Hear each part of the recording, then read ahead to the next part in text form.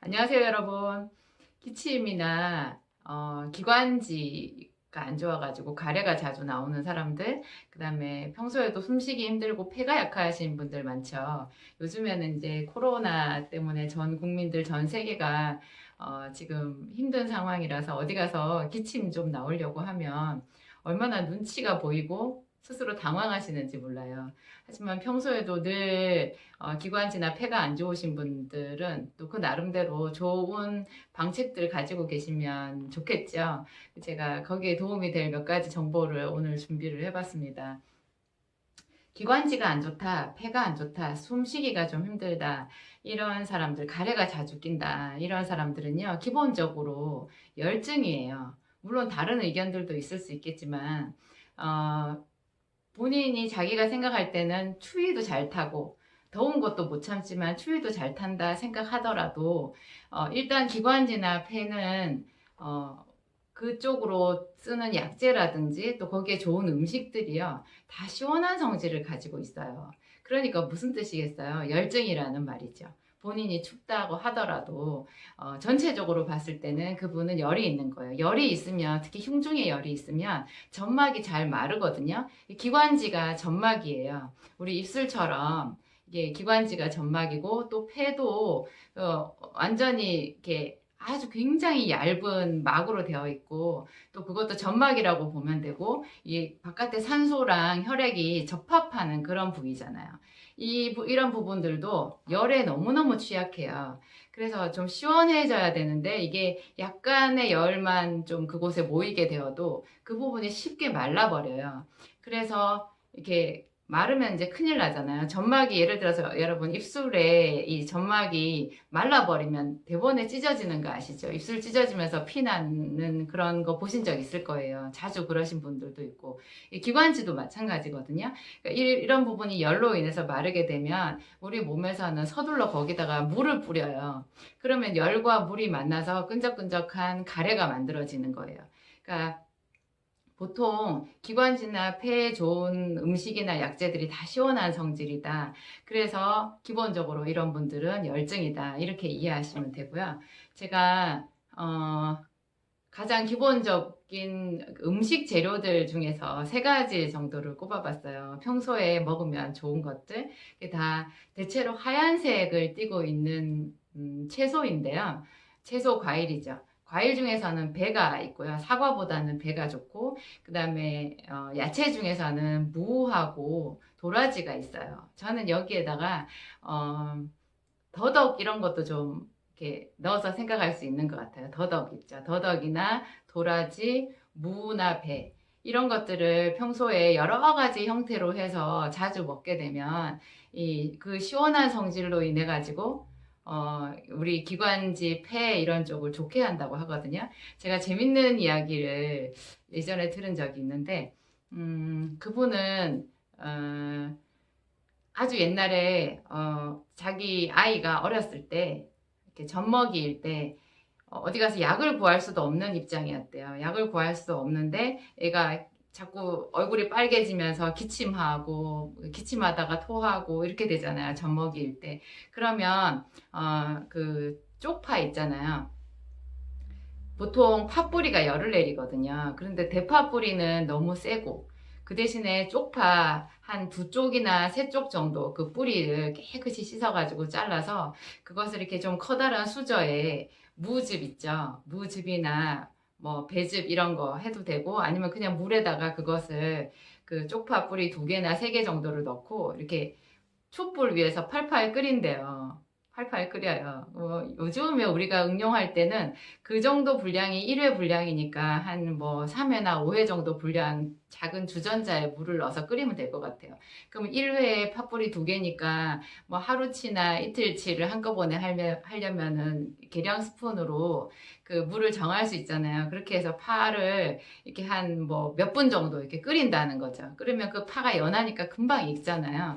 그러면 거기다가 꿀 약간 넣고 아까 제가 말씀드린 무즙이나 배즙 이런 거 있잖아요. 이런 것들을 거기다 섞어가지고 아니면 아예 무즙이나 배즙에다가 끓일 수도 있겠죠. 그런 식으로 끓여서 아기한테 먹인다라는 거예요. 즙만. 그렇게 먹이면 열도 내리고 기침도 멎었다 이제 이런 이야기를 하시더라고요. 그 팥뿌리도 열을 내리는 성질이 있는 거 저도 예전에 들은 적이 있었는데 하여튼 이런 이야기들 참 재밌는 것 같아요. 무나 또 배나 도라지. 도라지는요 한약 명칭으로 해서 길경이라고 하거든요. 이게 도라지가 들어가 있는 거 그 배농삼급탕이라고 하는 한방 약재가 있어요. 그거는 약국 가면 알약으로 나와 있는 것도 있고 이렇게 가루로 1회분씩 포장되어서 파는 거 한 포에 500원 정도 하는데 그렇게 되어 있는 게 있어요. 배농삼급탕. 그 안에 주성분이 도라지거든요. 도라지에다가 다른 몇 가지 약재가 섞여 있는데 그게 아주 농을 이렇게 없애주는 작용이 있는데요. 그거를 아주 짙은 가래가 있는 사람들한테 쓰기도 해요. 그러니까 도라지나 또 배즙 이런 거 여러분들 아시잖아요. 배즙도 상당히 기침할 때 좋다. 이거 저 말고도 더 많이 도통하신 분들 많이 있을 것 같아요. 거기다가 무 이런 것도 좋다는 거 알고 계시면 아주 도움이 될 것 같아요.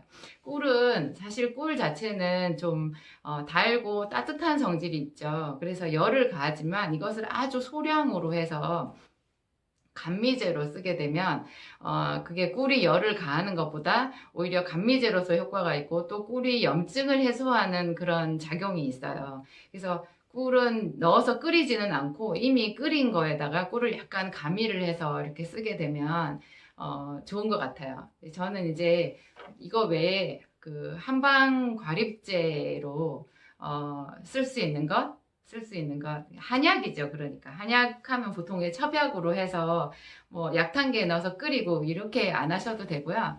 약국에 가서 일반 의약품으로 나와 있는 한방 과립제가 있어요. 제가 그런 것들을 이제 앞으로 여러분들께 하나씩 이렇게 요긴하게 소개해 드리고자 합니다. 그 중에서 기관지에 아주 좋다고 되어 있는 것이 맥문동탕이라는 게 있어요. 맥문동탕. 맥문동 이렇게 하니까 매 밑에 이응 받침일 것 같은데 그게 아니라 맥문동탕이에요. 이게 이제 맥문동이라는 게 약재 이름이고요. 거기다가 반하라는 약재, 그 다음에 갱미는 일종의 쌀이래요. 쌀. 그 갱미라는 게 있고 그 다음에 또 뭐 인삼, 감초, 대추 이런 거 섞어가지고 이렇게 만든 약이거든요. 이게 본래 한방 책에는요 몸이 허한 사람들에게 쓰는 시원한 가래약이에요. 기관지 가래약. 그러니까 이것도 시원한 약재에 들어가요. 여기에 인삼이나 갱미 같은 게 조금씩 들어있는 거는 이게 허증 환자한테 쓴다는 뜻이고요. 그러니까 우리 보통 허증할 때 어떤 게 떠오르세요? 저는 허증인 사람들 하면요. 예전에 그 폐결핵 환자들 있잖아요. 폐결핵을 앓게 되면 뭐 열이 많이 나잖아요. 그래서 폐결핵 말기가 되면 너무 가슴 아프게도 얼굴이 복숭아빛이래요. 핏기가 없이 창백한 얼굴에 볼만 이렇게 발그레하게 이렇게 되고 그런 사람들이 이제 폐병 환자, 폐병 말기였을 때 그 환자의 외관이라고 하거든요. 이게 가장 허증 환자의 대표적인 표준 모습인 것 같아요. 피와 진액은 다 말라버리고 열은 위로 떠버리는 거죠. 여러분, 열이 위로 떴을 때, 열이 많이 날 때 수분 공급을 많이 해주잖아요. 그러면 체액 양이 늘면서 열이 좀 내리는 효과가 있어요. 예를 들면 열이 날 때 병원에 가서 수액제를 맞으면 그 수액제가 혈관으로 들어가서 피의 양이 많아지는 거예요. 그러면 그거 자체가 해열제 못지않은 해열 효과가 있거든요. 사람이 물기가 없이 말라버리게 되면 더 열이 위로 떠요. 사람의 몸에 물기는 체액이라고 하는데 피의 양도 한몫하거든요. 그러니까 피가 부족하면 열이 잘 떠요.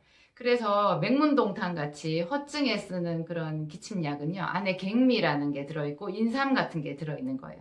겉으로 보면 인삼이 열을 가하니까 열이 더 뜨지 않을까 싶은데 너무 체력이 약해 있는 사람, 위 장관도 약한 사람들에게 위도 좋게 해주면서 기력을 좀 보충해줄 목적으로 인삼이 약간 들어가 있는 거고요. 거기다가 갱미라는 것은 쌀을 말하는데 그러니까 이런 거를 탕제로 하게 되면 죽이 돼버린다고 하더라고요. 쌀이 들어가기 때문에. 근데 그럴 정도로 이게 재밌는 약재인 거예요. 옛날 사람들 어떻게 이런 생각을 해냈는지 일종의 너무 체력이 없는 사람들한테 인삼과 쌀을 섞은 어떤 미음을 만든 격이 되는 거죠. 맥문동탕은.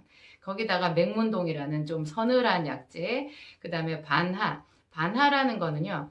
그 시골 계신 분들은 반하가 어떻게 생겼는지 다 아신다고 하더라고요. 정작 제가 잘 몰라요. 저는 이름으로만 이렇게 보고 제약회사에서 나온 약으로만 보니까 잘 모르지만 이 반하라는 거를 그 가루로 만들어 가지고요. 거기다가 물을 부으면 반하가 그 물기를 다 빨아들이는 것이 눈으로 보일 정도라고 그래요. 그래서 대부분 몸에 수독이 있을 때, 뭐 위에 물이 철렁거리든지 위산 과다, 또 장에 물소리가 꾸룩꾸룩 나면서 변이 굉장히 묽고 이런 사람들한테 반하가 들어가는 약재를 많이 쓰거든요. 근데 이게 재밌는 거는요. 가래에도 반하를 써요. 참 신기해요. 맹문동탕 안에는 그런 반하가 들어가 있어요. 네, 전체적으로 보면 맹문동탕은 가래는 좀 삭혀주지만 우리 몸에 체액을 좀 보충을 해서 윤기를 더해주는 자윤제에 속한다고 말을 하거든요. 한 가지 허점이요. 이런 자윤제는 평소에 설사를 자주 하는 사람들은 약간 더 변이 묽어질 수는 있어요. 위험할 정도는 아니지만 그거는 참고로 하시고요. 이 맹문동탕하고 좀 비견될 수 있는 한방과립제가 소함흉탕이라는 것이 있어요. 이거는 아주 약재가 간단해요. 딱 세 가지가 들어가는데 황련이라는 약재랑 그 다음에 제가 아까 말씀드린 반하하고요. 관루인이라고 하는 약재가 이렇게 세 가지가 들어가 있어요. 이게 한방적인 원리로 보면 맹문동탕하고 좀 반대로 몸이 실한 사람들이 쓰는 기관지 약으로 되어 있거든요. 근데 관루인이라는 게 그 인자가 씨앗 인자예요. 그래서 어떤 종류의 씨앗을 말하는 거라 보통 씨앗에는 기름이 많아요. 그래서 이 소함용탕도 아까 맹문동탕처럼 맹문동탕보다 좀 더 강한 자윤제에 들어가거든요. 그래서 이거는 변이 이미 묽어서 설사를 할 때는 쓰지 말아라 이렇게 나와 있을 정도기는 하지만 제가 써봤을 때는요. 현대인들한테는 거의 대부분의 사람들한테 잘 맞는 기관지 약이에요. 황련도 저희 생기산하는도 제가 황련이 들어가 있다고 말씀드렸는데 노란색 가루약으로 해서 염증 치료제거든요. 거기다가 반하, 아까 제가 이게 물기를 빨아들이는 성질이 있는데 가래에도 쓸 수 있다고 그랬죠. 맹문동탕 안에도 반하가 들어가 있는데 그 반하에다가 관로인 이렇게 세 가지가 들어가 있어서 이것도 전체적으로 시원한 약재이면서 기관지 염증을 치료하는 그런 약인 거예요. 여러분들 평소에 기관지를 튼튼하게 하시고 싶은 분들 제 이야기 오늘 많은 도움 되셨으면 좋겠습니다. 감사합니다.